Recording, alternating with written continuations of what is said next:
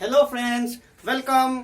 I Rishabh Kumar welcome you on our channel Edujiva. और आज के लिए मैं आपके लिए लाया हूँ क्लास 9th के फिजिक्स का कोर्स। और आज हम बात करने जा रहे हैं आपके पहले चैप्टर मोशन के बारे में।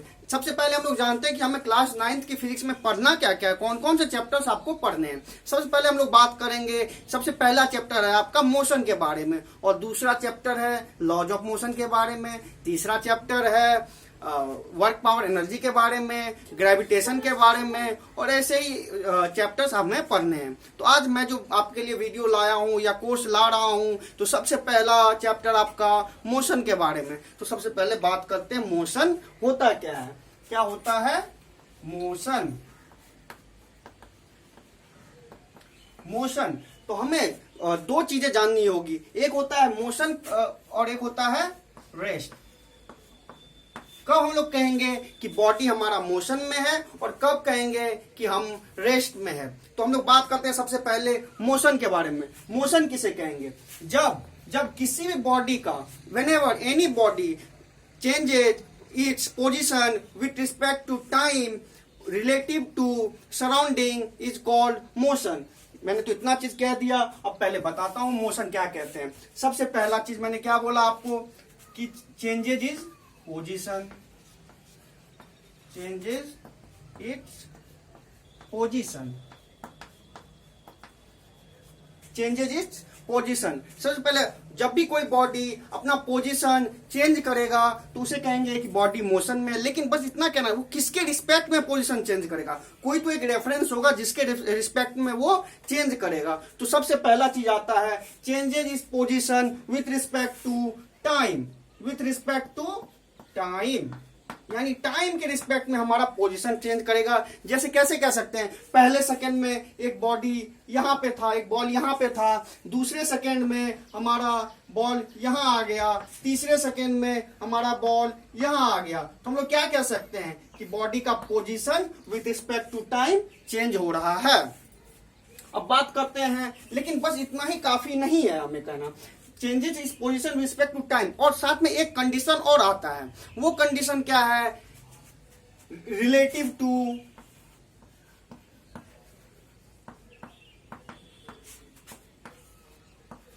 सराउंडिंग्स।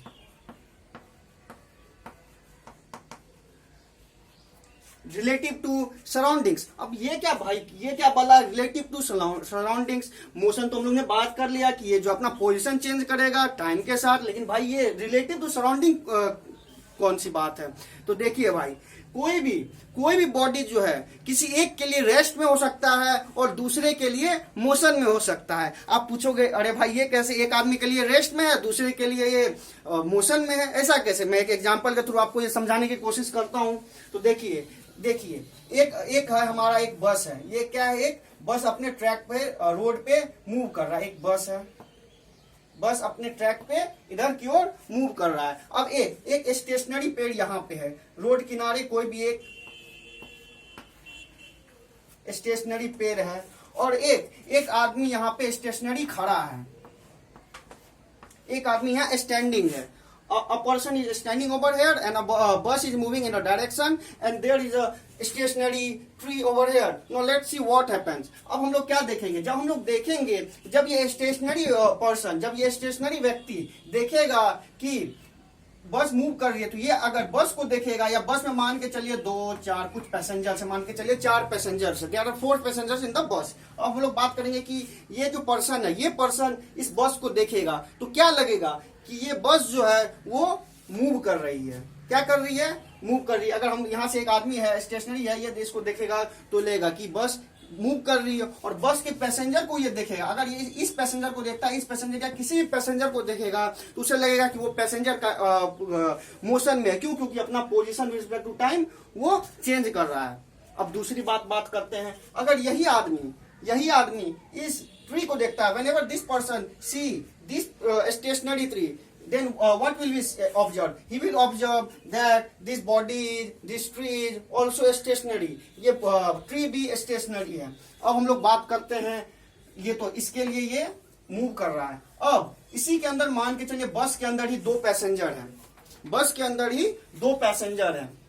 अब अगर ये पैसेंजर, एक पैसेंजर दूसरे पैसेंजर को अगर ऑब्जर्व करेगा, देखेगा, तो वो लगेगा कि वो मूव नहीं कर रहा है।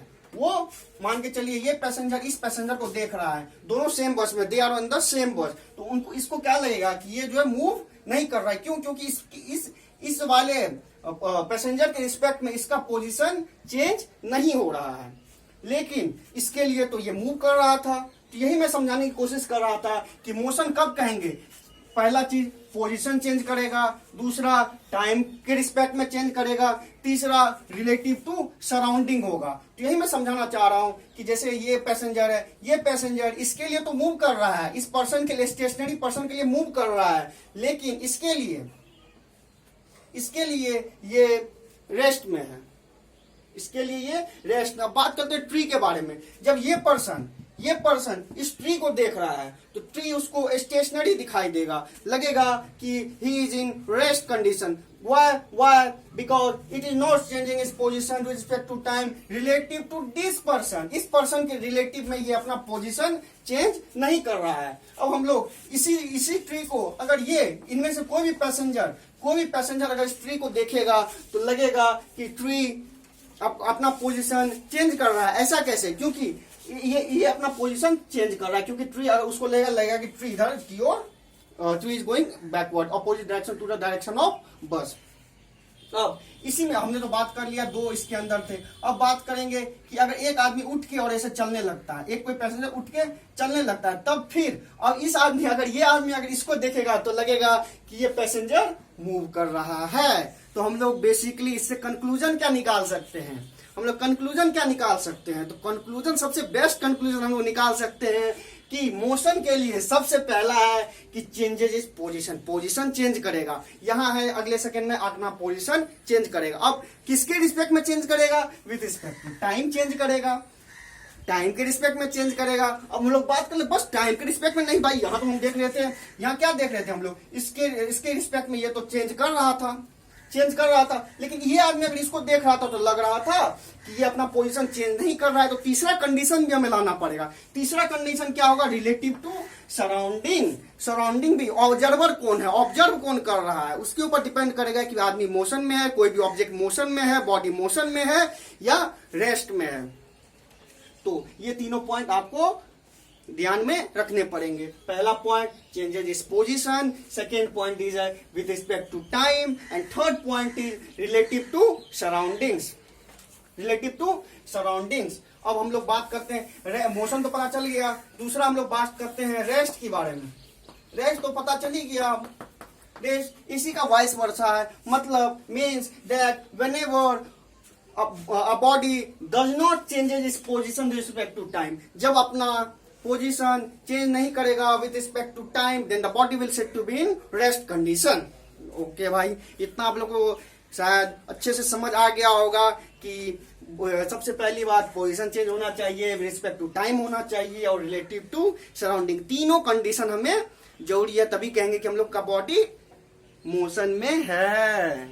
हाँ, अब देखिए मोशन कैसे होता है। आप मोशन तो इतना पढ़ लिया, तो आप मोशन कैसा होता है देखिए। पूरे गैलेक्सी आपको पता है, हमारा कौन सा गैलेक्सी है, अर्थ कौन सी गैलेक्सी में आता है? अर्थ आता है हमारा मिल्की वे गैलेक्सी में। जो हमारे ये गैलेक्सी मूव करता है, गैलेक्सी के अंदर जो इतने सारे स्टार्स हैं, प्लैनेट्स जो है सन का रिवॉल्यूशन करता है। तो ये सब क्या है? Everything is can be called as motion, ठीक है। तो उसको हम लोग कह सकते हैं कि वो मोशन में। या फिर हम अगर किसी भी एटम को देखें, मॉलिक्यूल को देखें, उसमें देखेंगे एटम में कि हमारा इलेक्ट्रॉन जो होते हैं, ये हमारा कोई भी एक एटम है। क्या है? एक एटम है।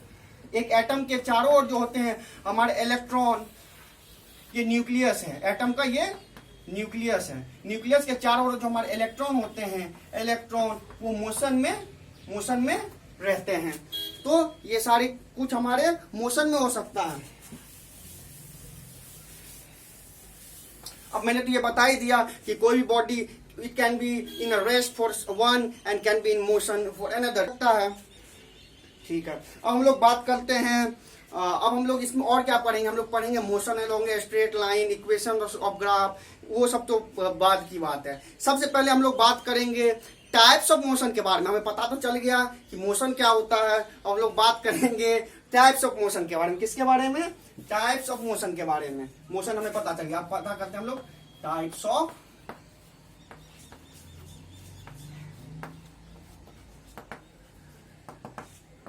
Of motion. सबसे पहला टाइप जो होता है मोशन का, वो हम लोग कह सकते हैं first type is random motion. What is it is random motion. Second one is translational motion.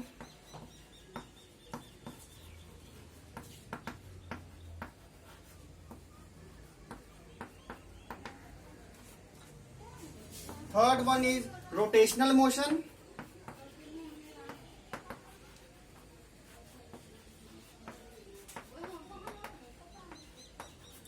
And fourth one is oscillatory और वाइब्रेटरी मोशन।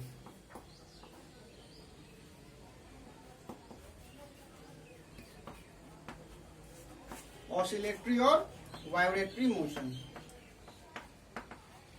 Now, देखिए motion types of, there are 4 types of motion. First one is random motion, translational motion, rotational motion, oscillatory और vibratory motion. Now we will discuss about each of them one by one. Now let us first talk random motion. हम लोग बात करेंगे कि random motion क्या होता है। Random motion का पहले मैं एग्जांपल दे देता हूं, फिर आपको समझाऊंगा कि रैंडम मोशन होता क्या है। रैंडम मोशन, आपने कभी धूल को उड़ते हुए देखा है? विंड में सबने देखा होगा धूल को। वो देखते हैं वो किसी भी डायरेक्शन में उड़ते हैं। ये हमारा एटमॉस्फेयर है, उसमें देखेंगे आप, कोई डस्ट इधर उड़ रहा है, कोई इधर उड़ रहा है, कोई इधर उड़ रहा है, कोई इधर उड़ रहा है, कोई इधर उड़ रहा है। ये होता है किसी भी डायरेक्शन में, उसका कोई एक डेफिनेट डायरेक्शन नहीं होता है मूव करने का। तो ये क्या कहेंगे हम लोग इसको कि ये रैंडम मोशन में, इसका मतलब इसके पार्टिकल्स जो है, the particles are moving without any definite direction. It means कि क्या हुआ कि रैंडम मोशन कब कहेंगे? जब हमारा बॉडी या पार्टिकल जो है वो किसी भी डेफिनेट डायरेक्शन में नहीं मूव करता, किसी भी डायरेक्शन में वो मूव कर सकता है। हम लोग बात कर सकते हैं ऐसे ही गैस के बारे में। कोई कंटेनर है, कंटेनर में गैस भरे हुए हैं, तो गैस के जो मॉलिक्यूल्स होते हैं वो भी किसी किसी डायरेक्शन में मूव कर सकते हैं। उसका कोई एक डेफिनेट डायरेक्शन नहीं होता है, कोई भी एक डेफिनेट डायरेक्शन नहीं हो सकता है। इसको हम लोग क्या कह सकते हैं? Random motion. आप लोगों को नोट्स तो मैं जो भी कर रहा हूँ, आप अपना कॉन्सेप्ट समझते जाओ। आप हमारे वेबसाइट पे जाके, आप हमने डिस्क्रिप्शन में दे दिया है edujiva.com वेबसाइट पे, आप जाके notes, hand retain notes download कर सकते हो। साथ में प्रीवियस ईयर क्वेश्चंस और बाकी सारी रिसोर्स वहां पे इकट्ठा, you can get all the resources over there. You just need to log on to edujiva.com. No, we have talked about random motion. So what is random motion? Which does not have a definite path. Which does not have a particles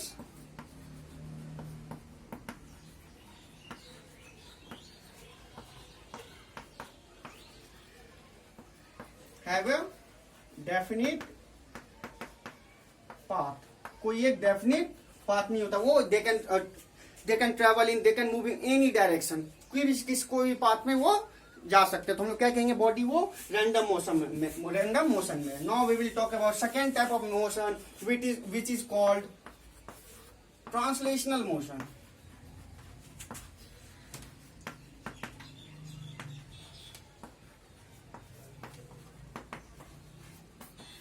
Now, what is translational motion? What is translational motion? Now we will talk about what is translational motion. पहले मैं example बताता हूँ कि translational motion लोग कहते किसको हैं। तो देखिए, मान के चलिए कोई एक बस है, there is a bus over there. Now it is moving in any direction. वो एक डेफिनेट डायरेक्शन मूव कर रहा है। इसमें हम लोग देखेंगे किसी भी पार्टिकल को, इसके बस के किसी भी पार्टिकल को आप उठा लीजिए, चाहे ये पार्टिकल हो, द फ्रंट पोर्शन और the back portion, rear portion. We can talk about, let us say about this is the front portion. Now if we observe this portion, then it will also be, we can see that it is also moving in the same direction. This is also in same direction, this is also in same direction, this is also in same direction. Means every particle of the body has the same displacement. हम लोग displacement के बारे में आगे बात करेंगे. We will talk about displacement later. And for now you can consider it as distance. It is like distance, but there we will talk about differences between distance and displacement in later parts. Or So what can we say about translational motion? Every particle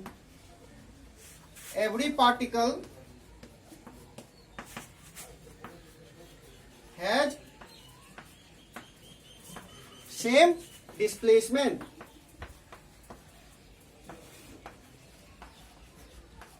Every particle will have same displacement. Then the body will said to be in translational motion. जब body के हर एक particle का displacement same होगा तो हम लोग कह सकते हैं कि बॉडी ट्रांसलेशनल मोशन में मूव कर रही है. अब translational motion can be of two types. ये दो टाइप के हो सकते हैं. अब पूछोगे ट्रांसलेशनल मोशन कैसे दो टाइप के हो सकते हैं भाई? तो सबसे पहला होता है हमारा rectilinear motion. A part is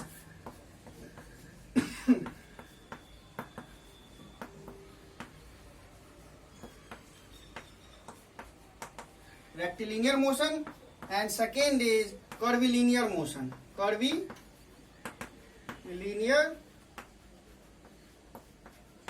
motion. Now what is rectilinear motion and what is curvilinear? What is rectilinear motion and what is curvilinear motion? See what is rectilinear motion. What is rectilinear motion? Rectilinear motion, when the body is traveling in the straight path, straight path. When the body is traveling in straight path, then the body is said to be in rectilinear motion. जब कोई body एकदम straight path में जा रहा होगा तो हम लोग कहेंगे कि बॉडी रेक्टिलिनियर मोशन में. जिसका एग्जांपल हम लोग क्या दे सकते हैं? एग्जांपल एक हम लोग देख सकते हैं कि मान के चलिए एक ट्रेन है. There is a train over there and it is running on a track.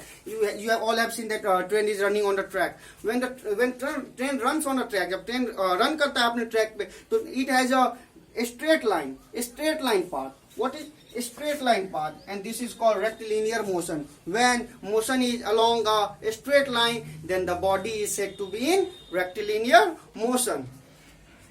Now what is curvilinear motion? There was a second type of translational motion, which is rectilinear motion. Second part is B part is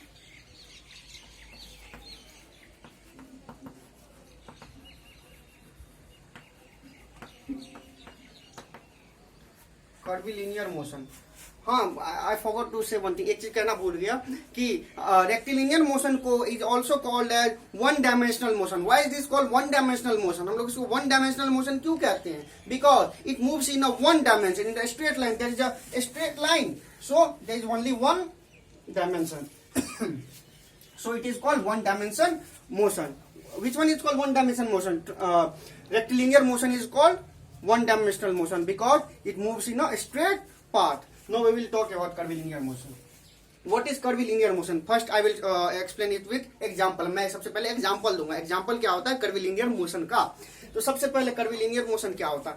आपने कभी match तो सब देखते होगे, IPL देखते होगे, match देखते हो या आप खुद ही क्रिकेट खेलते होगे, तो आपने देखा है कभी कि छक्का मारता है धोनी छक्का मारता है तो बॉल का पाथ कैसा होता है?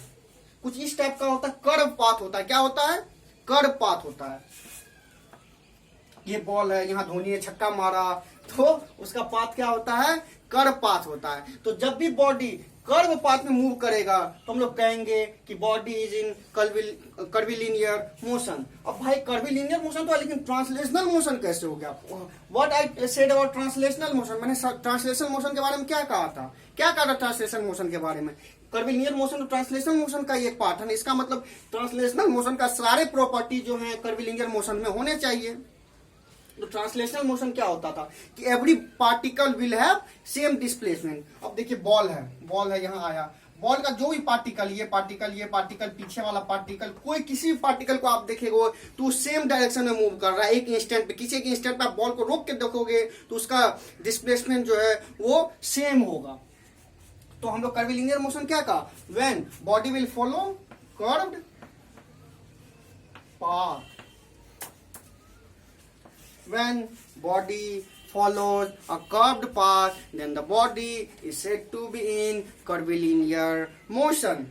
हाँ, what can we say about curvilinear motion? Which type of which how many dimension will it have? It may have 2 dimension or 3 dimension. For example, when there is a ball is ball को जब छक्का मारते हैं तो इसका 2 dimension होगा. कैसे होगा 2 डायमेंशन? आप आगे और आगे पढ़ोगे, लेकिन तो अभी तक के लिए मैं बता सकता हूँ कि कोई भी बॉडी है वो मूव कर रहा है तो इसका 2 डायरेक्शन में होगा, एक हॉरिजॉन्टल डायरेक्शन और इसका वर्टिकल डायरेक्शन. 2 डायरेक्शन में इसका वेलोसिटी होगा, डिस्प्लेसमेंट होगा. उसके बारे में उतना ज्यादा जानकारी अभी जानने की जरूरत नहीं है, लेकिन इसको हम लोग 2 डायमेंशन या 3 डायमेंशन कह सकते हैं. क्यों? क्योंकि इसमें जो इसके डायरेक्शन होता है वो 2 डायमेंशन में हो सकता है या 3 डायमेंशन में. और जो हमारा रेक्टिलिनियर मोशन था वो स्ट्रेट पाथ था, इसलिए हमारा उसमें 1 डायमेंशन होता था.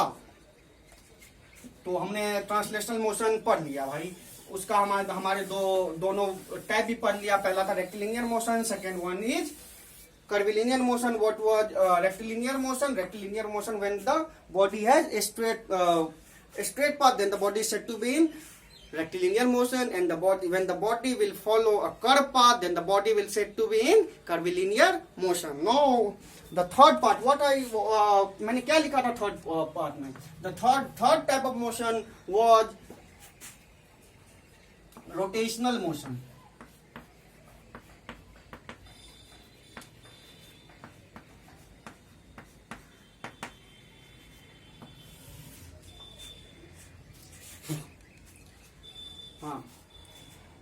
No, what is rotational motion? Rotational motion क्या होता है? when body move in a circular path. कहाँ मूव करेगा? सर्कुलर पाथ में. कहाँ मूव करेगा? ये सर्कुलर पाथ में, एक सर्कल के चारों ओर ये मूव कर रहा है, इसको कहेंगे रोटेशनल मोशन. लेकिन साथ में एक और, there is one more condition which is called about a fixed axis. एक मान के चलिए, इसका एग्जांपल हम लोग क्या कह सकते हैं? कोई एक पंखा है, देयर इज अ फैन. आपने घर में फैन देखा होगा, फैन को घूमते हुए देखा होगा. जैसे ये है, ये this is fan. When we see the fan, what can we see? That it is whenever we see any particle, कोई particle को आप देखोगे तो it will seem to be moving circular direction. ये लगेगा हमें कि ये सर्कुलर पाथ को फॉलो कर रहा है. और इसके साथ ही बस सर्कुलर का पाथ को फॉलो करना इज नॉट द बस वही कंडीशन हमारा कंपलसरी नहीं है. साथ में एक और कंडीशन, वो क्या? It should move about fixed axis. हमारा एक फिक्स्ड एक्सिस, आपने पंखे के ऊपर डंटा देखा होगा, वो या फिर पॉइंट, वही जो पॉइंट होता है वो एक फिक्स्ड एक्सिस हम लोग उसको मान सकते हैं, क्योंकि वो मूव नहीं कर रहा है, वो फिक्स होता है. तो हम लोग कह सकते हैं कि वो फिक्स्ड एक्सिस है. और उसके जितने भी पार्टिकल्स होते हैं, पंखे के जितने भी पार्टिकल्स होते हैं, वो मूव करते हैं. वो किसके अराउंड मूव करते हैं? They all move around the fixed axis in a circular path. Then body is said to be in rotational motion. Now what was the fourth type of motion? पहले तो rotational motion when the body is moving in a circular path about a fixed axis. Fourth type क्या था? Fourth type था हमारा oscillatory और vibratory motion.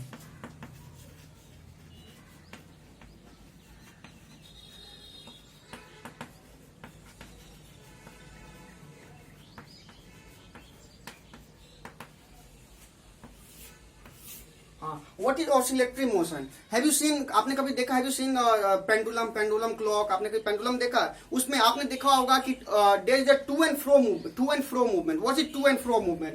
आप इस type का एक पेंडुलम होता है घड़ी, आपने देखा होगा शायद. वो क्या करता है? एक बार इधर जाएगा, फिर वो अपने पोजीशन पे आएगा, फिर वो अपोजिट डायरेक्शन में यहाँ पे जाएगा, फिर वो अपने पोजीशन पे रिट्रेस हो जाएगा. तो what can we say? It has to and fro motion. What is to and this motion is called to and fro motion. To and fro motion. Whenever body will move with to and fro motion, then the body is said to be in oscillatory motion. Example is pendulum. तो friends, आज के लिए हम लोग, आप लोगों को सबको तो समझ में आ गया होगा. देखिए, हमने स्टार्ट कहाँ से किया था? सबसे पहले स्टार्ट किया था मोशन के बारे में. मोशन क्या था हमारा? मोशन था What was motion? When the body changes its position with respect to time. बस with respect to time नहीं, relative to surrounding. Surrounding बहुत इंपॉर्टेंट है. ऑब्जर्वर कौन है उस पर डिपेंड करेगा कि हमारा बॉडी मोशन में है या रेस्ट में है. उसके अपने रेस्ट के बारे में बात किया था. रेस्ट तो वही उसका वाइस वर्सा हो गया कि हमारा पोजिशन चेंज नहीं करेगा with respect to time and relative to surrounding.